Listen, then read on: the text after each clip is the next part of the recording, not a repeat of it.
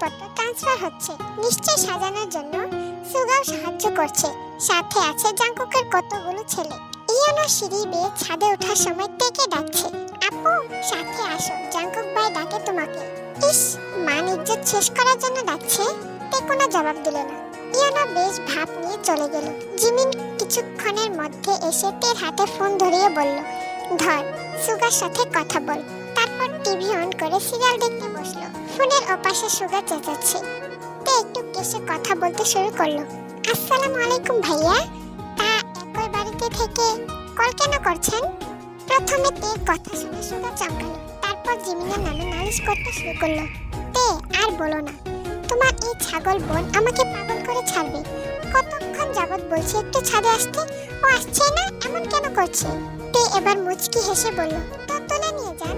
ওপাশ থেকে জিমিন চোখ রাঙালো, তারপর তের হাত থেকে দ্রুত ফোন নিয়ে কেটে দিল। তে শাড়ি হাতে নিয়ে দাঁড়িয়ে আছে আয়নার সামনে। শাড়ি পরে সে জাঙ্কুকের সামনে কিভাবে যাবে? জিমিন চমৎকার এক তাঁতের শাড়ি পরেছে। তে শাড়ি হাতে দাঁড়িয়ে, শাড়ি পরে সে জাঙ্কুকের সামনে কিভাবে যাবে? এত বুক কাঁপছে কেন আমার? একটা শাড়ি তো, কিচ্ছু হবে না। তারপরে মন শান্ত হচ্ছে না তে। জিমিন কি সুন্দর তৈরি হয়েছে। তেকে শাড়ি পরতে না দেখে জিমিন বলল, আচ্ছা তোর আর শাড়ি পরতে হবে না, যা কামিজ পর। তে খায় দাঁড়িয়ে রইল।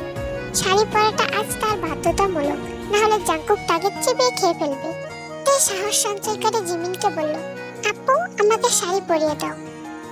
জিমিন মাথায় ফুল গেঁথে তেকে শাড়ি পরতে সাহায্য করলো। তে অস্থির মন নিয়ে শাড়ি পরছে আর মনে মনে বলছে, ঠিকঠাক সামলাতে পারলেই হয়।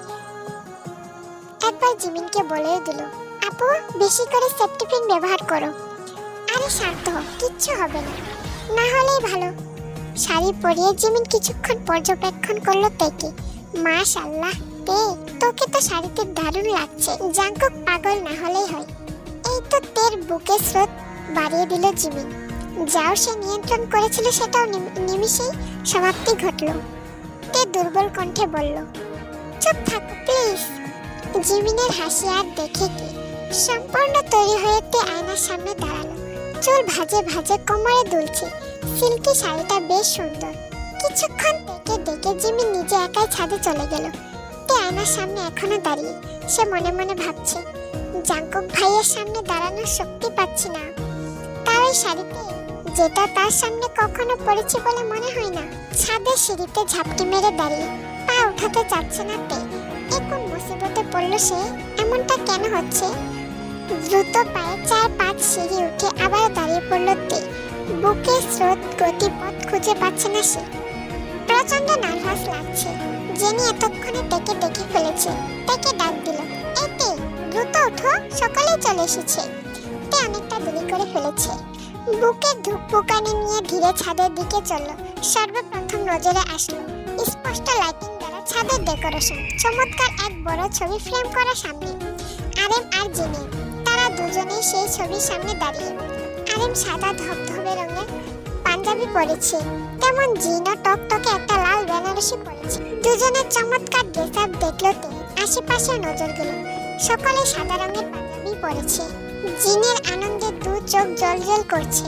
এর কাছে এসে জিন লজ্জিত কণ্ঠে বলল, দেখতে কি করেছে ছেলেটা, এত বড় ছবি কেউ প্রেম করে?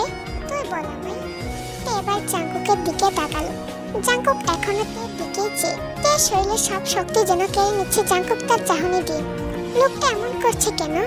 তে হালকা হেসে জিনকে জবাব দিল, ইউনিভার্সে বছরে একবার আসে, বুঝলে বড় মা, এটুকু কিছুই না। কি সুন্দর ভাবে স্ত্রী আর ছেলেকে নিয়ে দাঁড়িয়ে তিনজনকে একসাথে চমৎকার দেখাচ্ছে।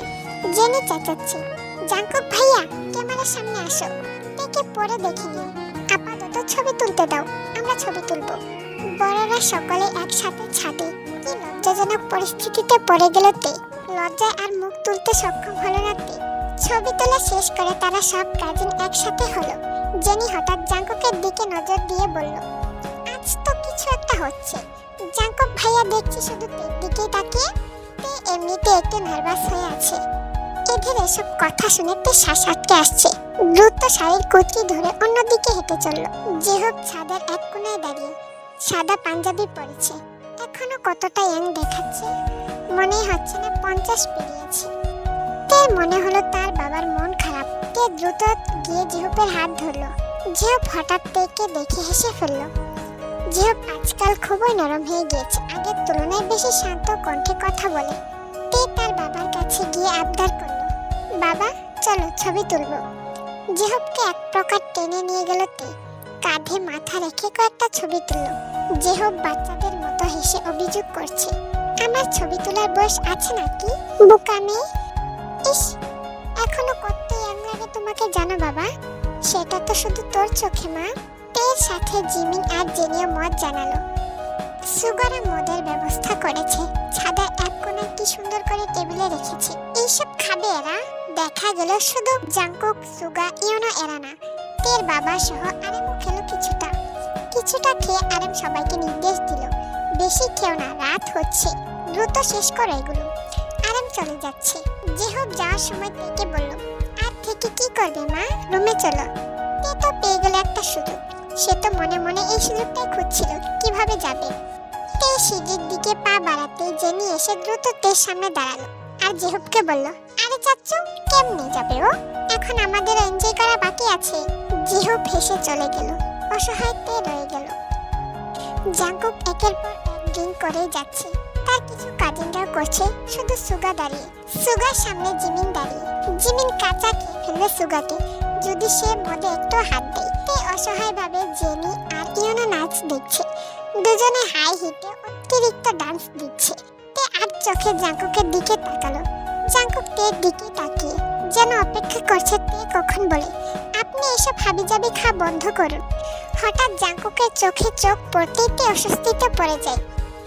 তে তখন মনে মনে বলে, এখান থেকে এখন কেটে পড়তে পারলেই বেঁচে যাই, কারণ জাংকুকের অবস্থা ভালো না।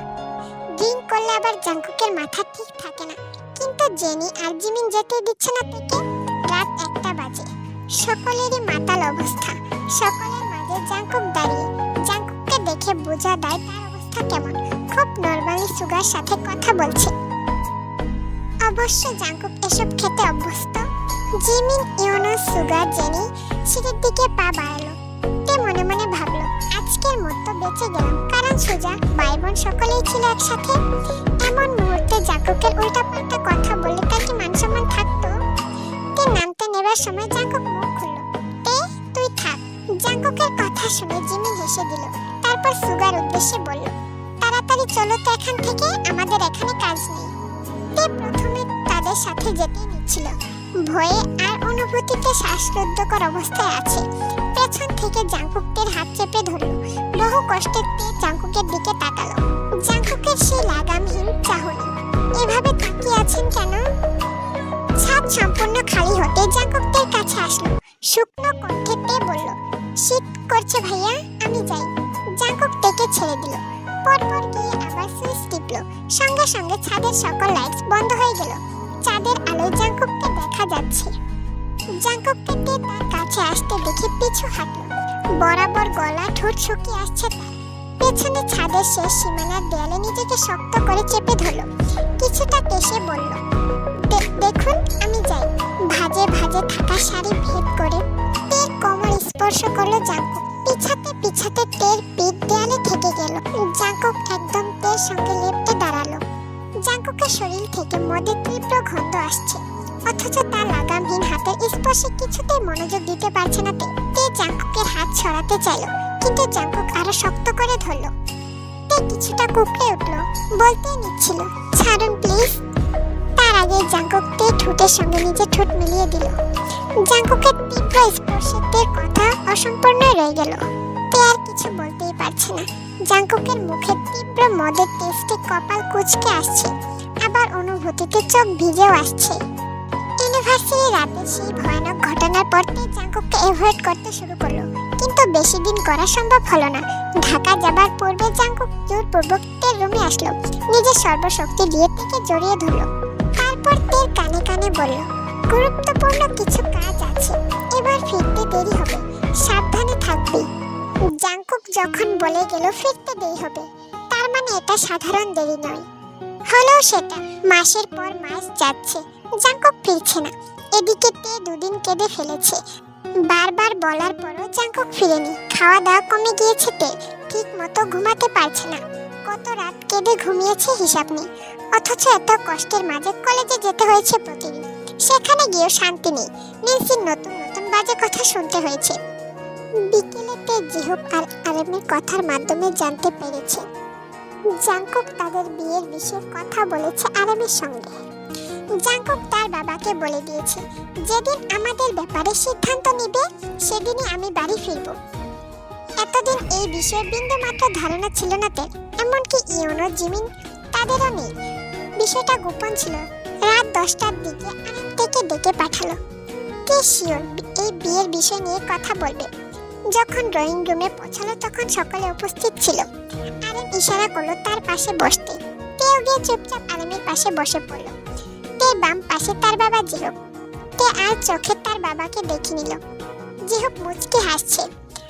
আরেম থেকে সোজা সাপটা প্রশ্ন করলো, তে এই বিয়ে নিয়ে তোমার কোনো চিন্তা ভাবনা আছে?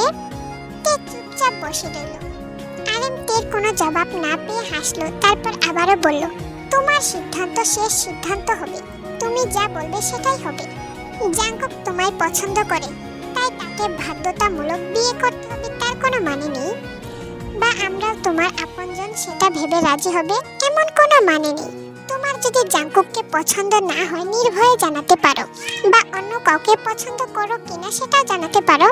তোমার সুখ সর্বপ্রথম আমাদের জন্য, বোঝা গেল? তে মাথা দুলালো, গলা শুকিয়ে আসছে তার। কোথায় ফেসে গেল সে? যে হোক তের মাথায় হাত রাখলো, ধীরে প্রশ্ন করলো, জাঙ্কুককে কেমন লাগে তোমার? তুমি তাকে শুধু একজন ভাইয়ের নজরেই দেখো? তে কি জবাব দিবে ভেবে পাচ্ছে না। তের চুপ থাকা দেখে আরেম শ্বাস ফেললো। জবাব দিতে হবে মা, না হলে সিদ্ধান্ত কিভাবে নিব? তে আমতা আমতা স্বরে জবাব দিল, আপনারা যা সিদ্ধান্ত নেবেন সেটাই হবে। আরেমের শান্ত কণ্ঠ, অথচ সেই কণ্ঠে তের হার্টবিট 100 বেগে দৌড়াচ্ছে। সারা জীবন তুমি যার সাথে থাকবে তার সিদ্ধান্ত আমরা কিভাবে নিব? তার মানে তোমার কোনো আপত্তি নেই জাঙ্কুককে মেনে নিতে? তুমি তাকে বিয়ে করতে রাজি? অনেকক্ষণ ঠায় বসে রইল, লজ্জায় জবাব দিতে পারছে না। বিশ্বযুদ্ধের শেষ পদক্ষেপ নিয়ে নিল। চোখ বুজে ক্রমাগত মাথা দুলালো।